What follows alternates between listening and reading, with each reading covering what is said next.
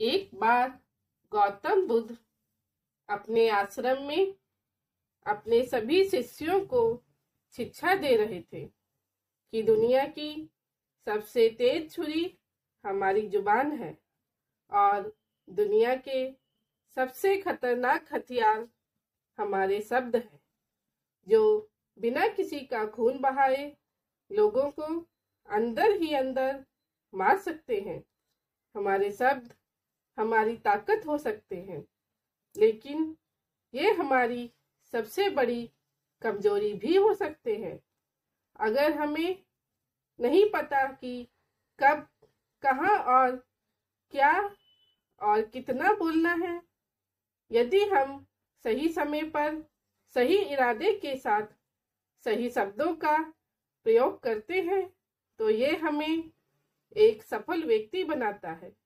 लेकिन अगर हम सही समय पर सही इरादे से सही शब्दों का इस्तेमाल नहीं करते, तो ये हमारे जीवन को नर्क से बदतर बना सकता है। जापान में एक बहुत ही प्रसिद्ध बौद्ध भिक्षुक रहा करते थे। उनका नाम रिसाई था। रिसाई अकेले रहते थे।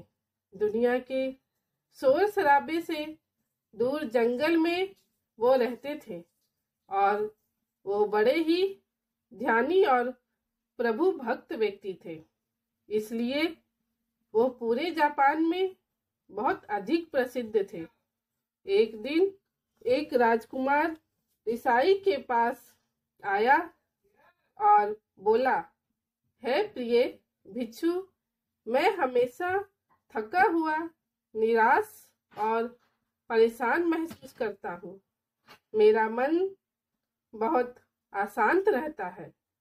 हालांकि मेरे पास सब कुछ है, दौलत, शोहरत, सुख, सुविधाएं जो हर व्यक्ति चाहता है या पाने की इच्छा करता है, लेकिन फिर भी मेरे अंदर इतनी अशांति और चिंता क्यों है?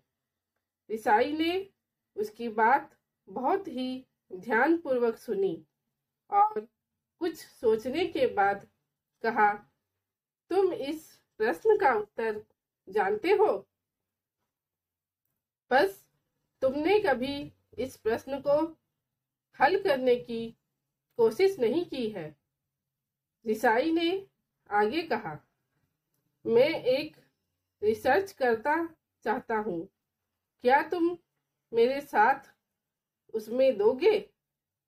इस रिसर्च के बाद तुम्हारे जीवन में किसी भी तरह की अशांति और चिंता नहीं रहेगी। यह बातें सुनकर राजकुमार बहुत हैरान था। उसने ईसाई से कहा, बताइए, मुझे क्या करना होगा? अपने मन की शांति के लिए मैं कुछ भी करने को तैयार हूँ। राजकुमार की इन्हीं बातों को सुनकर भिक्षु ने कहा, तो फिर आप अपने 15 दिन के लिए मेरे आश्रम में रहोगे और एक सामान्य व्यक्ति की तरह अपना जीवन व्यतीत करोगे। और इन 15 दिनों में तुम अकेले और चुपचाप रहोगे। जितना हो सके कम बोलोगे। राजकुमार उस भिक्षु की बातें सुनकर सहमत हो गया। पहले दिन राजकुमार को लगा कि उसका मन सामान्य से अधिक अशांत और विचलित है। उसके मन में तरह तरह के विचार आ रहे हैं और वो आम लोगों की तरह जीवन जीने में असहज महसूस कर रहा है। उसे अंदर से बोलने की इच्छा हो रही थी, लेकिन वो चुपचाप रहा। उसके मुंह से एक भी शब्द नहीं निकला। बस वो चुपचाप बैठा रहता। लेकिन रात होते होते उसे अंदर ही अंदर शांति का अनुभव होने लगा। उसके लिए ये अनुभव अजीब था। वो खुद से पूछ रहा था कि वो अंदर ही अंदर इतना खुश क्यों है और उसकी आंतरिक बेचैनी और चिंता कम क्यों होने लगी है। अगले दिन राजकुमार अकेला चुपचाप बैठा रहा और वो प्रकृति को निहार रहा था। वो पौधों को, फूलों को, आकाश में उड़ रहे पंछियों को वह अपने जीवन में पहली बार ये अद्भुत दृश्य महसूस कर रहा था कि उसके पास कितनी सुंदरता है। वो दिन भर प्रकृति की सुंदरता को निहारता रहता और उसकी ताजगी को महसूस करता रहता। इसी तरह से 10 दिन बीत गए और उसके मन की सारी बेचैनी, सारी हलचल, सारी उथल पुथल और सारा तनाव गायब हो गया। 11वें दिन की सुबह राजकुमार फिर से एकांत में बैठ गया और कुछ ही मिनटों में उसकी आंखें अपने आप बंद हो गईं और वो गहरे ध्यान में चला गया। वो पूरे दिन वहीं पर आंखें बंद करके बैठा रहा और गहरे ध्यान में डूबा रहा। ना कोई शब्द, ना कोई चिंता। राजकुमार भीतर से असीम शांति और आनंद से भर गया। राजकुमार अपने बाकी के 4 दिन इसी तरह गहरे ध्यान में व्यतीत करने के बाद 15 दिन बाद ऋषाई के सामने प्रस्तुत हुआ और ऋषाई को प्रणाम करके बोला, प्रिय भिक्षु, मुझे उत्तर मिल गया कि मेरे मन में इतनी उथल पुथल और चिंता क्यों थी। मैं जान गया कि मेरा मन इतना अशांत और विचलित क्यों था। ऋषाई मुस्कुराते हुए पूछा, बताओ क्या उत्तर मिला तुम्हें?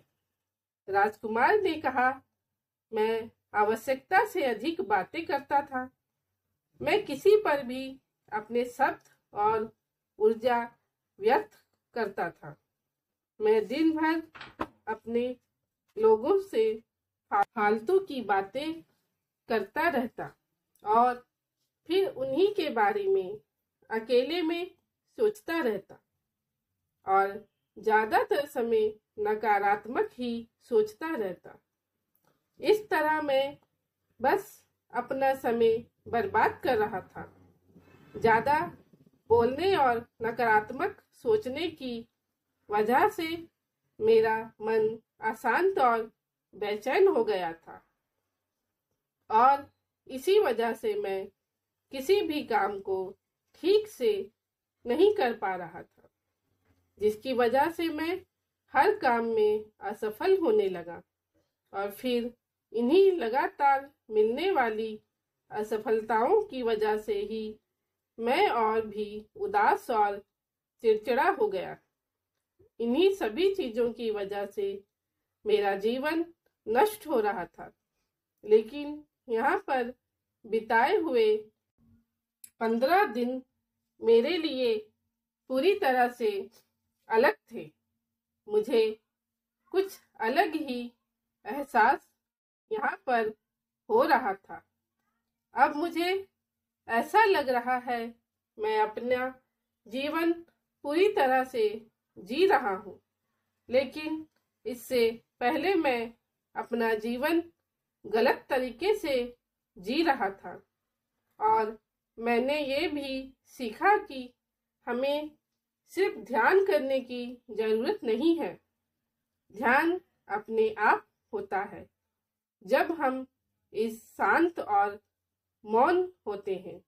ध्यान के पीछे कुछ दिनों के दौरान मैंने जो पहली चीज सीखी वो ये है कि मनुष्य के जीवन के सबसे महत्वपूर्ण घटना स्वयं को जानना है।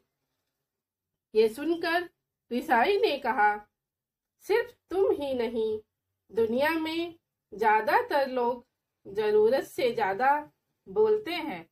आज भी लोग ज्यादातर समय केवल एक दूसरे को नीचा दिखाने के लिए ही बोलते हैं। कुछ लोग ना चाहते हुए भी बातें करते हैं और अपना जीवन बर्बाद कर लेते हैं।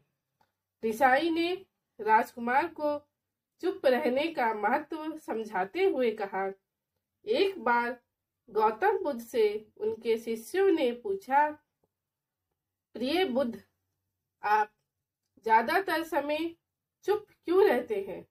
बुद्ध ने कहा, क्योंकि चुप रहने से व्यक्ति अंदर से अनंत शांति की गहराइयों में होता है।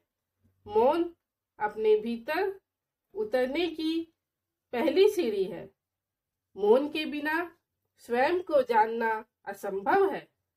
स्वयं को जानने और समझने का पहला नियम है कि मौन हो जाओ। उतना ही बोलो जितना अत्यंत आवश्यक हो। बेफिजूल की बातें करना छोड़ दो। तुम अचानक पाओगे कि 10% से भी ज्यादातर लोग व्यर्थ ही ज्यादा बोलकर अपना समय बर्बाद कर रहे हैं। ना बोलने का कोई भी नुकसान नहीं है, लेकिन यदि आप ज्यादा बोलते हैं तो आप अत्यधिक गलती कर देते हैं। अगर व्यक्ति कम बोलना शुरू कर दे तो दुनिया की 10% मुसीबतें कम हो जाएंगी, झगड़े प्रसाद कम हो जाएंगे, उपद्रव कम हो जाएंगे, अदालतें कम हो जाएंगी।